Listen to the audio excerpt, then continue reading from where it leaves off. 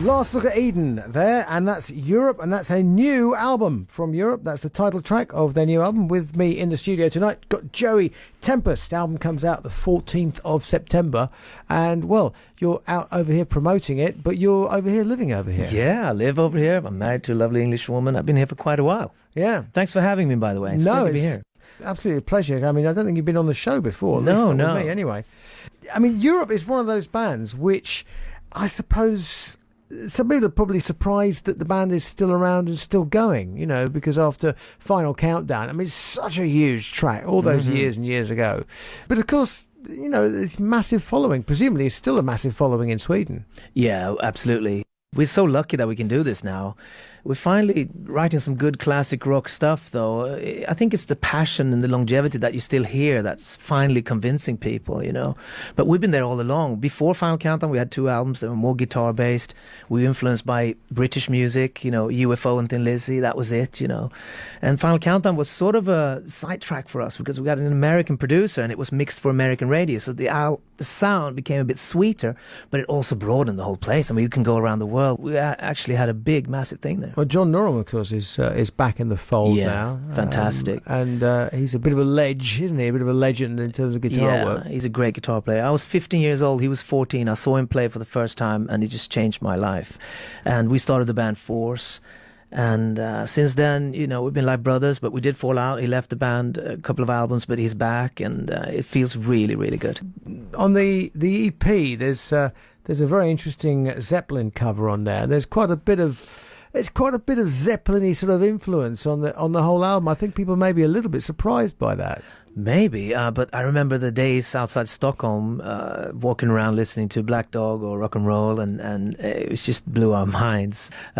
So I suppose on this record, we've sort of allowed ourselves to let everything shine through, the influences from the 70s, even influence from our own albums in the 80s. So it's kind of full circle, I think. Oh, right. So you're giving yourself feedback. Yeah. Giving yourself good no feedback. Restrictions this time. Yeah. Last album, we were really emphasized on Secret Society to sound like a modern rock album, and we pushed the limits. But this time, just organic, do what we feel like, straight from the heart. Yeah, Last Look at Eden. Next track you picked, Gonna Get Ready. What's this one about? It's just a feel-good rock song, one of those that you need on an album, and it's going to be lovely to play live when we get out on the road. So, yeah, it's a great rock track, I think. Right, okay, so Gonna Get Ready from Europe. Last Look at Eden is the album. It's out on the 14th of September, and this is what it sounds like. Gonna Get Ready, and that is Europe. My guest tonight on the Friday Rock Show on Six Music is Joey Tempest. Last Look at Eden is the name of the album, and yeah, as I said, 14th of September that is released, and it's on Earache. No. Earache. Yeah, that's right. No. Earache. It's an offshoot label from Edel. It's called Ear Music. Okay. Yeah. What's the story with that then? I mean, is it your label or is it? It's more of an alternative label, but it's been around for a while, but it's got new regime, new people taking care of it, so we feel at home there. There's a guy called Max running it, and he's passionate about Europe. He's worked Europe before, and so we thought it would be a good match. How do you... Max Vaccaro. Yep. Oh, right, I know Max. Yeah. Max is all right. He's mad.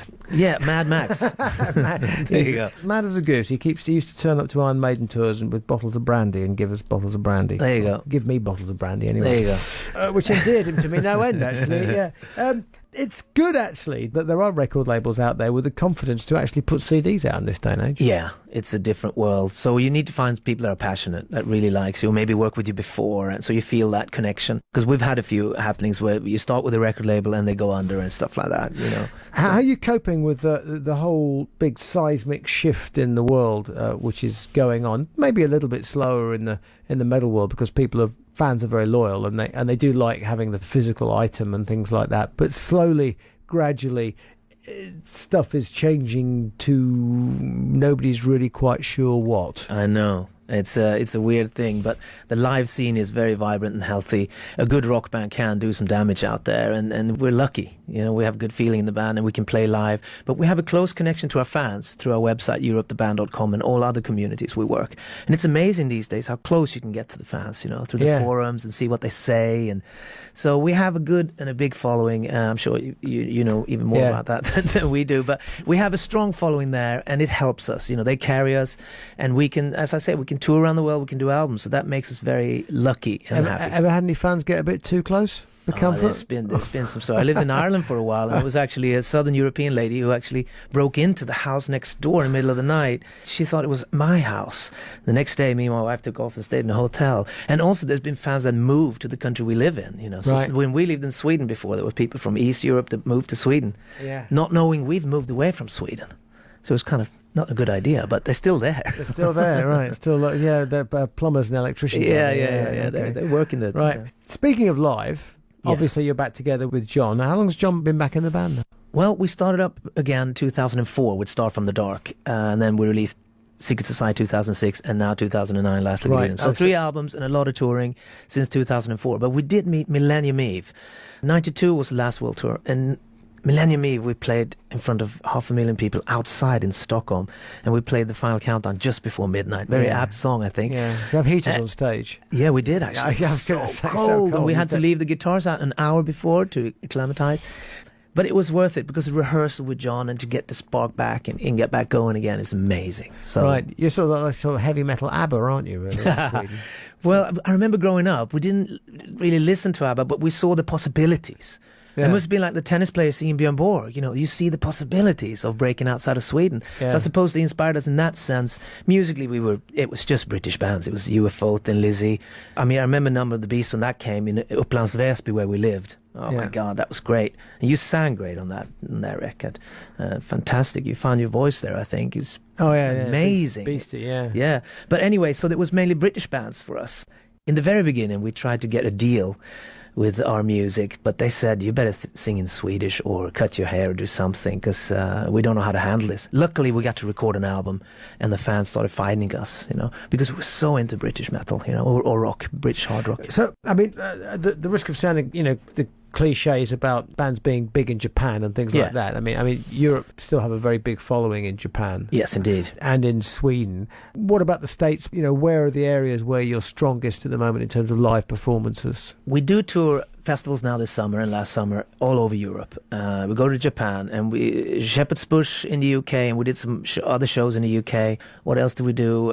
We toured in America in 2004. We did sort of House of Blues shows. Right. So we're out there. We're doing a lot of work. I think Southern Europe is a strong one for us. You know, Spain, Italy, Portugal, that area. We're going to put a lot of effort into Germany this autumn. We're going out 3 weeks with Gotthard in Germany, and then a long European tour beginning of next year. So it's a lot of touring coming up. Right. Tail end of the European tour will be February, so that's when we love to do UK and Ireland. February next year? February 2010. February next that's year. When we're aiming to go here, and it will be fantastic. That'll be cold, the nights, I know, the nights will be long, there won't be anything else to do except go out and go see rock and roll bands. So it's a good time, you know. That's it.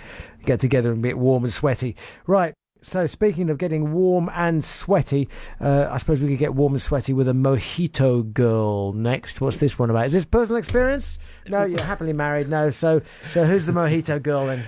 Well, do we want to go that route? I was thinking more of the Beast, but did I count wrong there? Did I give you the wrong count? It says track listing. 2, 4, track 6. 6 is... All right. No, actually, no, it says here, it says track 6 is Mojito Girl, but if I look on the actual album, it says The Beast. Yeah. So anyway, who was the Mojito Girl? Ooh, Mojito Girl. Very close to comfort. I think it's very close to home, that girl. Very close to home. Okay, put it this way. She's not related to the Beast, so who's the Beast? The Beast is actually the whole machinery of Europe and coming back and meeting the fans again. It's a very heavy track, and it was a fun lyric to put together.